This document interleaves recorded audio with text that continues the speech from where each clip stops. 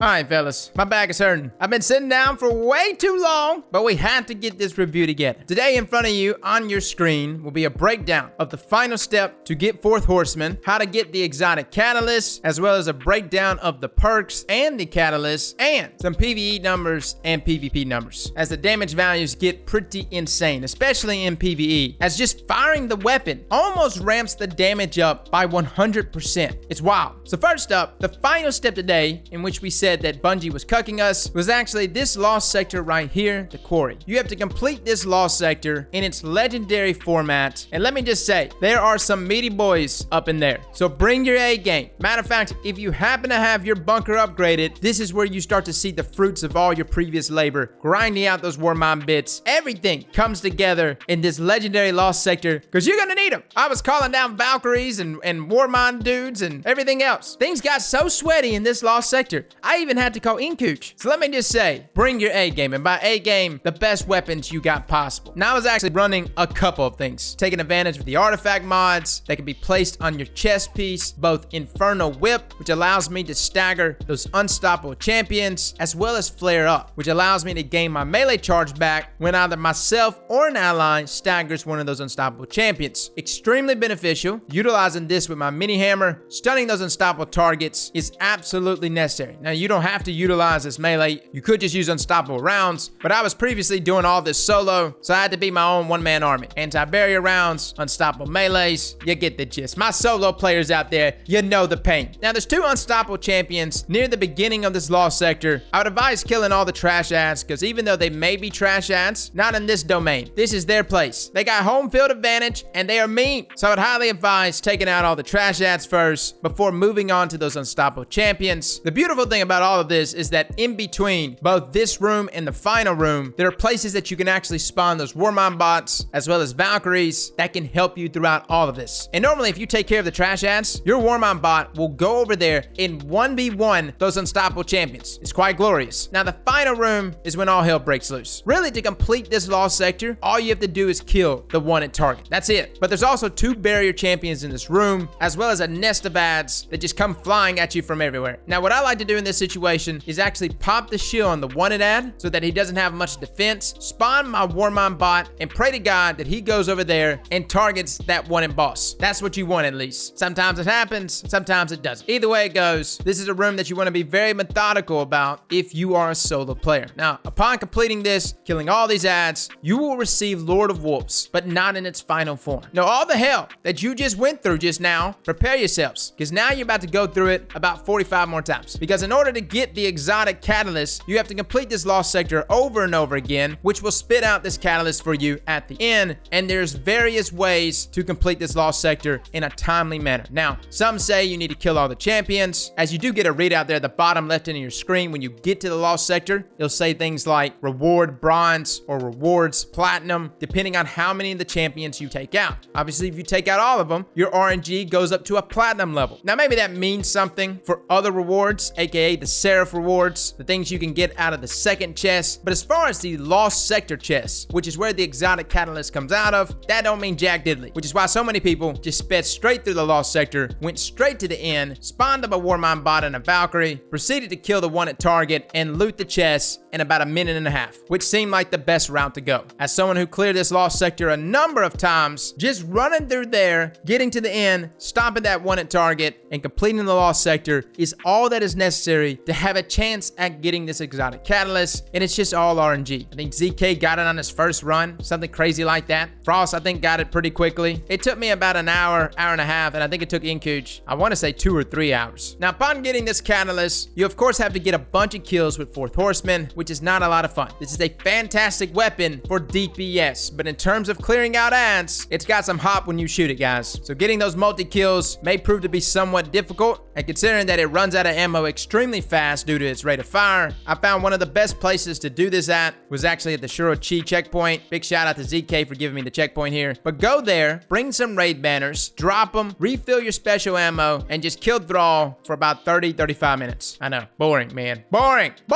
But it all means something, fellas. It does. I promise you. Because when you finally completed Fourth Horseman, she'll be in her final form, ready for you to make love to her. Which takes us to the perks found found on this weapon. So first up, it's Exotic Perk Thunderer. This weapon's rate of fire is increased significantly and fires in full auto. Now, if you notice there at the rounds per minute, you're reading that right. It's a 360 round per minute shotgun, which makes kind of a lot of sense. I mean, look at the barrels. 4 barrels, you can do the math, but this thing unloads. In its original state though, it only has 4 rounds in the magazine. But with the Exotic Catlyst, this actually gives us an extra round in that mag, bumping it up to 5, while greatly increasing our reload speed, which is absolutely necessary here. Now, the barrel perk is Arrowhead Break, which is absolutely necessary. Matter of fact, when we check the weapon on dim, it shows the weapon having a perfect recoil direction of 100, which matters. I can only imagine how difficult this weapon would be if it was anything but vertical with its recoil pattern. Now, it also comes with Assault Mag, which increases that rate of fire. I'm assuming that's built in to the 360 RPMs that you see right there, and the trait Broadside. Each successive shot has more damage and more spread. Fellas, this is one of the most difficult things I have ever had to analyze, which takes us into the damage values for PVE. So over here at Greg, we wanted to see how much that damage increased. 2 things are happening. Number 1, our mag size has just been kicked up to 5, which made us speculate that possibly something like Broadside, which is the trait there, could potentially increase in damage even on that 5th shot, as it doesn't cap out at its original 4. This was very important to us. Now, in terms of testing damage numbers and how much each shot increase in damage per pellet, that was a difficult one. Turns out there's like a visual cap. If I just unload it into Greg right here, there's only so many pellets you can see. It's like the game won't register and show you exactly how much the damage is increased because of the previous pellet amounts that are on your screen. So we got a little creative here. We shot to the side a little bit and immediately swung over on Greg, thus giving us the full amounts for all of our shots deep into the magazine. So first up, the first shot that is fired by Fourth Horseman here at Greg at the Tribute Hall is 923 damage per pellet for a total damage value of 11,076. At the second shot, that increases by 20% to 1,103 damage for a total of 13,236. Now it's shots 3, 4, and 5. This is when we start to see things exponentially grow. At 3, it actually jumps up by 41% to 1,300 per pellet. At 4, it jumps up by 63% at 1,504 damage per pellet. And at 5, it jumps up by nearly 87% to 1,722 damage per pellet. Now, obviously, these pellets were making direct contact, all of them, and hitting crits. It would be more damage here. But this is Fourth Horseman. Are you seeing this thing? It's got crazy spread that gets even crazier, but it makes up for it by ramping up that damage nearly 100%. 87% is still fantastic. Now, in terms of calculating DPS, we have to arrive at our revolution cycle, as in how long does it take for me to unload a magazine and reload to unload again with no reload bonuses. It takes a little more than 4 seconds, actually at 4.08, which is actually tied or almost tied with Izanagi's burden, which we will be making reference to later in this damage comparison. But with enhanced shotgun reloader, this drops us down to 3.42 seconds. By the way, just for some information, enhanced shotgun reloader perks do not stack. I tried stacking them, at least not for me. It was not working. If there is any type of benefit, it is barely noticeable. Now, with enhanced shotgun reloader and rally barricade, one revolution cycle for us was 2.97 seconds, which is extremely fast, guys. Now, when calculating DPS values with the total damage from our magazine, if all pellets hit being 78,624, we see that our DPS increases quite nicely just by giving ourselves extra reload speed as well as rally barricade, going all the way from a base 19,256 damage per second, increasing all the way up to 26,473. Now, I took the liberty of testing this against Izanagi's burden at the same level because I was curious. Izanagi obviously got a nerf, both directly as well as a blanket nerf. Izanagi in its full cycle comfortably is 4 seconds. Now, this is of course without any type of reload perks, no bonuses whatsoever, no rally barricade, and if we're really pushing it, the lowest I could possibly get from firing a shot off and reloading and immediately firing again was 3.23 seconds, giving us a DPS range of 13,994 damage at its slowest time cycle, all the way up to 17,330 damage per second, thus verifying that even at its best time, Izanagi here still falls short of Fourth Horseman in terms of damage per second. Now, granted, there's obviously benefits to using a sniper over a shotgun. You don't have to be right on top of your enemies. You don't have to deal with stomp mechanics. Fourth Horseman requires you to be right into the nuts of your enemies, and that may be all right. You know, some of us feel comfortable there. Others, not so much. I'll say that it's worth it though in Fourth Horseman's case because it's just that good. It absolutely shreds. Now, despite its damage, damage and how fantastic this may appear, it's still not a great weapon for just dealing with ads. It is meant for one thing and one thing only, in my eyes, which is just to pump out a lot of damage in a very short window. And I would say, guys, any damage phase that you run into with the shotgun, don't even aim down sights if you can avoid it. Get as close as you can to your enemy and just hip fire all those shots and drag on that stick or that mouse to keep that aim down. And if the target is big enough, your pellets will make contact even from the hip. Now, as far as PvP goes, this is where the weapon gets questionable, which it was questionable back in Destiny 1, and here again, it's questionable as well. Its one-shot kill range is 5 meters flat. 5 meters. That is not far. That Guardian has to be 5 meters or less from you in order for you to kill them in one shot with Fourth Horseman, which even in this sandbox is absolutely terrible. Now, that's not how you're supposed to use Fourth Horseman inside of PvP, or pretty much anywhere. You're spraying, man. So its 2-shot kill range actually ramps all the way up to 9 meters, nearly 9.5, if you can control that recoil. And that damage value actually goes from 17 damage per pellet to 19 per pellet in this 1-2-shot combo. So it ramps up, not as significantly as PvE, nowhere near it. Actually, only about 12% there from the first shot to the second shot, but it's still a slight increase there in damage, which does help in that 2-shot kill range. Now, in terms of having 5 shots, if you had an abundance of ammo, its kill range actually doesn't go up that much, only jumping up to 10 meters. It might squeeze off a little more than that, but reliably, I found that the shots just blanked after 10 meters. So even though that damage does ramp up, understand that that broadside perk throws that pellet spread out so much that shots 3 through 5 just stop making contact all the way, or at least enough to be significant. And again, considering the ammo economy inside of PvP, I think I would suggest just closing the gap by half a meter to a meter and just killing your opponent in 2 shots. Now, where the benefit comes in when it comes to completely unloading your weapon inside of PvP is when you need to shred a super, and it can. It can shred a super from 9 meters away with 5 shots. Now, is Fourth Horseman a shotgun to be using in the current sandbox inside of PvP? I'll say that it'll take most people by surprise. I think most shotguns reliably kill at 8 meters, although that is just from what I've heard. I haven't extensively tested shotguns since update 2.8.0's launch. I'll say that anyone that wants to use Fourth Horseman inside of PvP, number 1, get ready to pretty much always unload everything you have to get a kill. I mentioned 2 shots can get the kill at 9 to 9.5 meters, but oftentimes you'll have your enemies juking and moving on you, which may require a 3rd shot to finish them off. And if this is the case, rocking double scavenger mods is a necessity here when using Fourth Horseman inside of PvP. You get 3 rounds back when you pick up a special ammo brick on the ground, and you'll be amazed how quickly you will chew through all that ammo. I found that it did good, but at the same time, I was utilizing things like inertia override, which makes just about any weapon feel good. On certain maps though, where I did find myself in shotgun v shotgun fights, popping a shot off at 9 meters before making direct contact with them and their shotgun did tend to throw my opponents off just slightly. I am curious to know how much they probably flinched from that shot. It may not even be significant, but it could be significant enough to throw their shotgun shot off. So just like rapid fire shotguns, I wouldn't necessarily overlook them, or any rapid fire shotgun for that matter. I like to use lightweights inside of PvP and even find myself following up with double shots even in shotgun v shotgun fights. Now, if you're a mindbender main and you love just going in there, shooting 1 shotgun shot off and being rewarded for doing absolutely nothing, then by all means, man, what you watching this video for? Go pick your mindbenders up and quit watching this review. This ain't the shotgun for you, man. So guys, that is your review there for Fourth Horseman in the current Sandbox 2.8.0. Let me know in the comments below what you think of this weapon. Do you like it? Are you a fan of it? I think most of the Twitter comments I've gotten here lately, a lot of people say it's trash, but hey man, it's whatever. Probably just some mindbender mains. Fellas and ladies, thank you all for coming and watching, and as always, slap that like button like your mama told you right.